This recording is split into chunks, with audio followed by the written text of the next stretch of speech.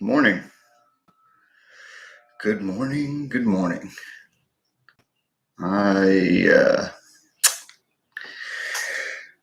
well, missed a couple steps in this little launch. But anyway, basically this is going to be for you to reference, right? So real simple, real brief. Couple things. I know everybody wants to short Aurora. Morning, guys. Everybody is Look, everybody's asking me, and not just like Twitter, YouTube, but like personal people, friends of mine, like, you think short Aurora, you know? Because look, the reality is a lot of people don't really like Aurora just because of everything that's gone on. So they've got a bad taste in their mouth. So they're just itching. Look, I was in that camp, but I'm not getting in front of this type of move.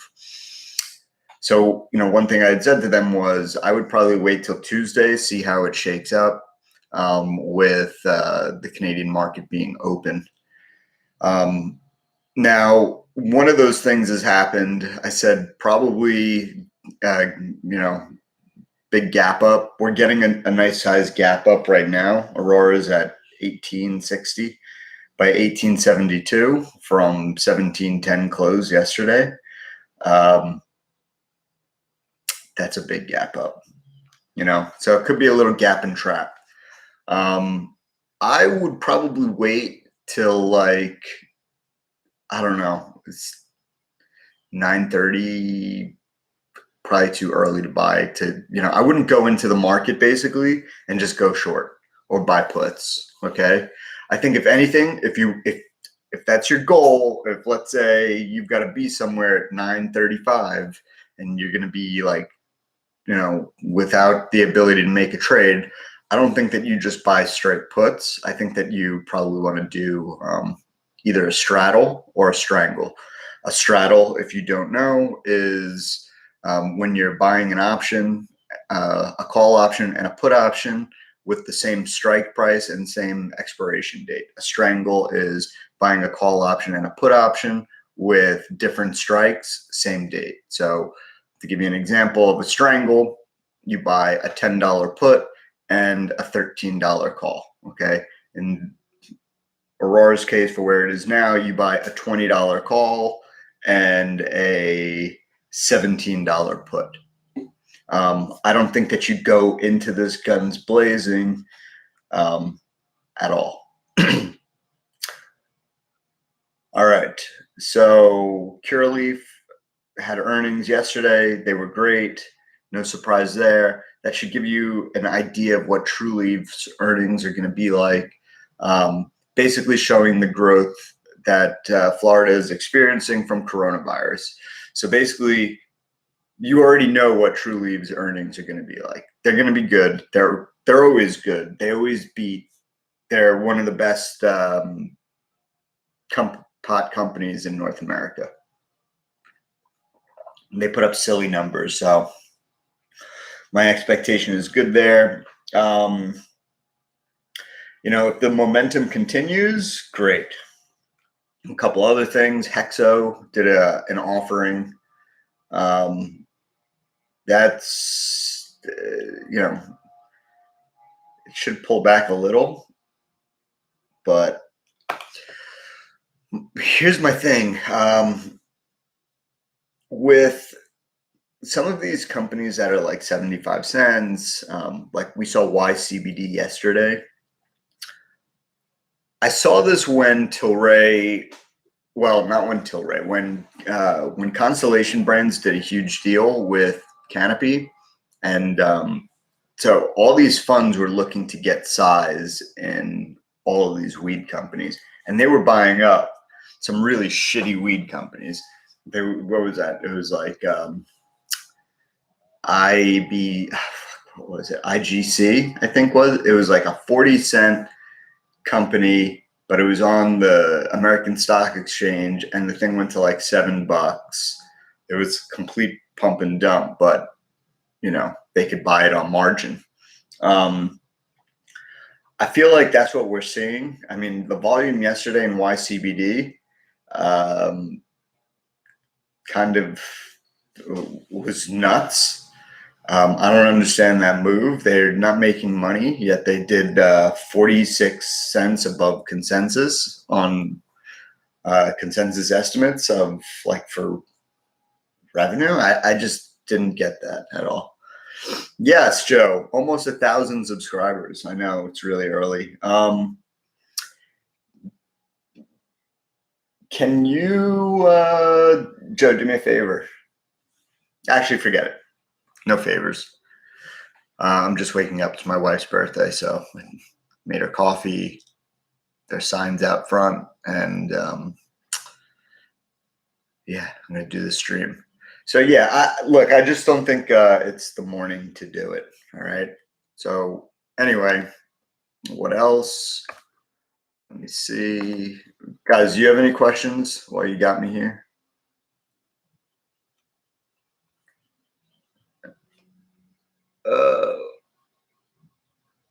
Yeah. Sorry, Rich. Yeah, guys, I'm at what am I at? I'm at 991 on the subscribers list. I'm guessing you guys are all subscribers because yeah, because I didn't tweet out a link or anything to this. I should have. Honestly, that's a step that I forgot. I probably should have done that. So I don't even know what the link is. Can somebody post the link of this stream into the comments? Oh, Joe Canada, good question. DRVSRS. DRVSRS, everything's good with them. I am still short real estate. That's why we took profit all the way up there. I still think that those are really good. I was actually hoping for this pullback. So yeah, look, I'm looking at the airlines also. So Southwest said that, they're going to see nominal improvement in June, and the thing went nuts. I don't get that. Of course, I'm still a little bit sour that, of course, it gets to the strike price that I got killed on, yesterday. So I basically needed a day on my option. That hurts, but I just don't get the move. And then everything, Spirit Airlines is, up. JetBlue, American, Dallas, all on this the Southwest news. I don't see it. I don't get it. Southwest basically said they're burning $35 million a day. That's the link.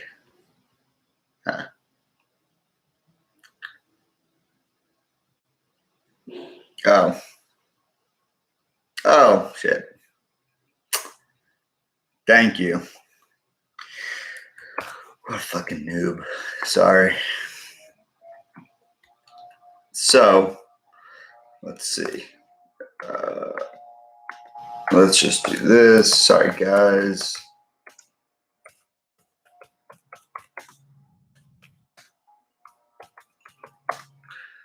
Put some ACB.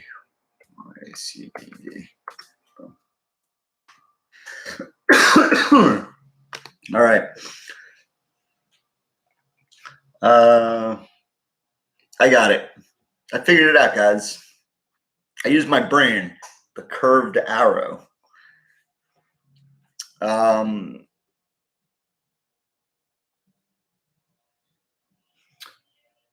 So is there a reason you leave UAL out of the airline conversation? I've never traded United. It's just kind of in this United's in this kind of no man's land for me. I really like Southwest. I really like JetBlue. I like American because of the liquidity in the stock, although I think that they're probably the biggest risk to, play airline wise. United's a good company. I like to buy companies that I think could be better companies.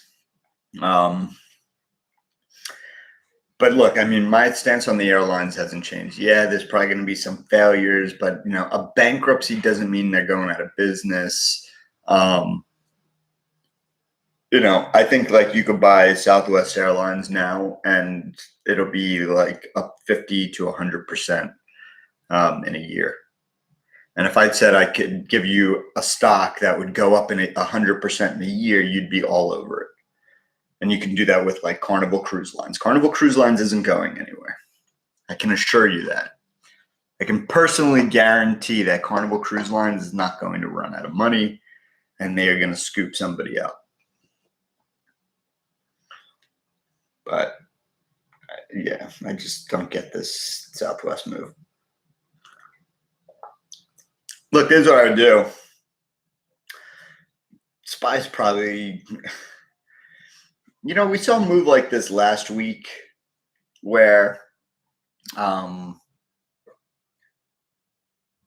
it's just a bull trap. This happened to Southwest, maybe not this week, but the week before that. Oh no, what was it? Last Monday. Everything looked great. It hit 28.50. No, it was 2 weeks ago. Hit 28.50, which is where they did an offering, and then dropped. But not just dropped. It dropped so hard. I think it dropped to like $26 or like $26.50. It dropped like $2. Yeah, so Southwest did an offering at $28.50. So if you are playing it, that's an area of like heavy resistance. If it breaks through that, then it'd probably go to 31. I'll probably get calls. I tried shorting SRNE yesterday, or buying puts. That didn't work out. That thing's a cold stock. Power REIT doing well. Any other Potstocks? Oh, Green Organic Dutchman. Yeah. T-God looks like it could make a move. I hope that the move that it made yesterday, it made a 50% move yesterday, guys. So that's pretty strong. But anyway, if you're just joining now, I'll just kind of go over what I said in the beginning. I don't think that today, if you really are die hard, like want to short Aurora, I don't think you do it till like 10 a.m. All right. See what happens. If you need to go sooner and you're like, which way do I go? Do a straddle or a strangle on an option. Also, the options are just all over the map.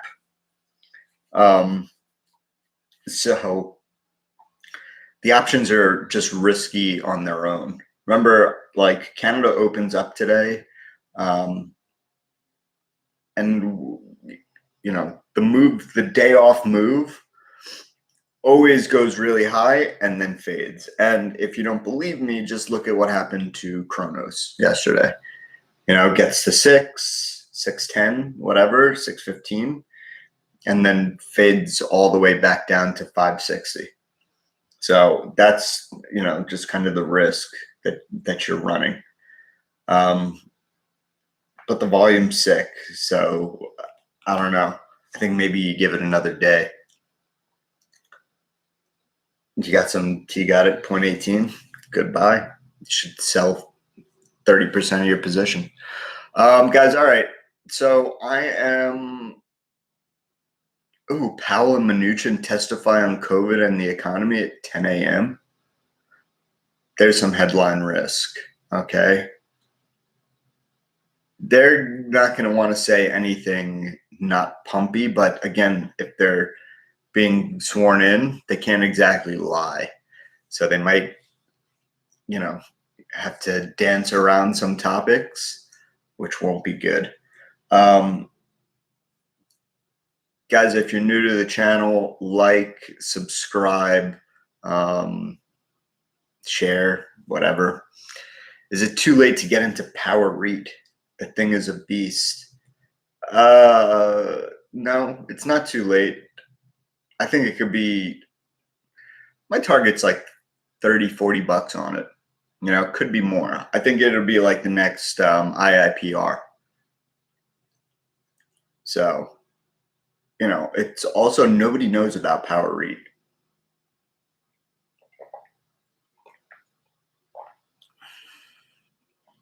Yeah,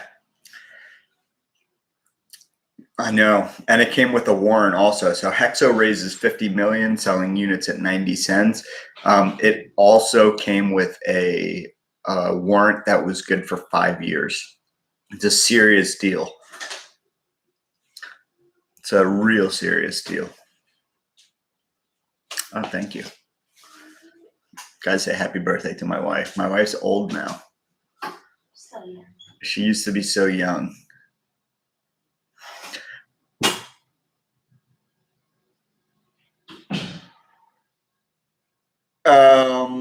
Do I Paul Scolardi Super Trades? That guy is about as legit as they come. Super Trades is the man. I think he's a good follow for anybody. You know, that guy just trades.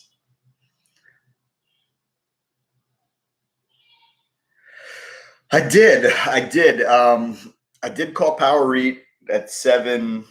It was in the 7s. Call it 8. That's fine. But the first person to put me onto Power REIT was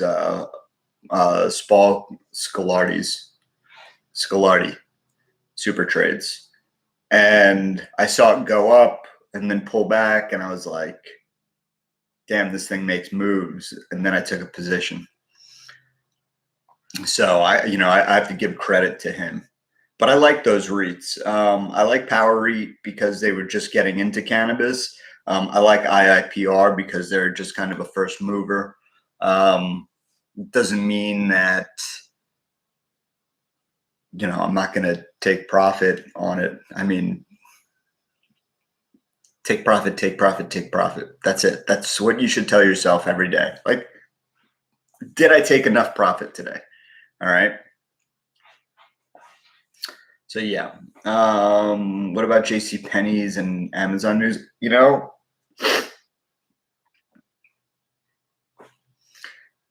I don't know. Look, anything for that Amazon does is without question like smart. And even if it's not smart, it will eventually be smart. So that's kind of my take on it. So, all right. Who invited Will podcast? What up, dude? So yeah, anyway, oh shit, 9:14. All right, guys. Well, like, subscribe, blah blah blah. We're 9 people away from greatness, or 1,000 subs. Keep it tight. I wouldn't short Aurora off the bell. I would wait. I think maybe this is a gap and trap. That's what I suspect.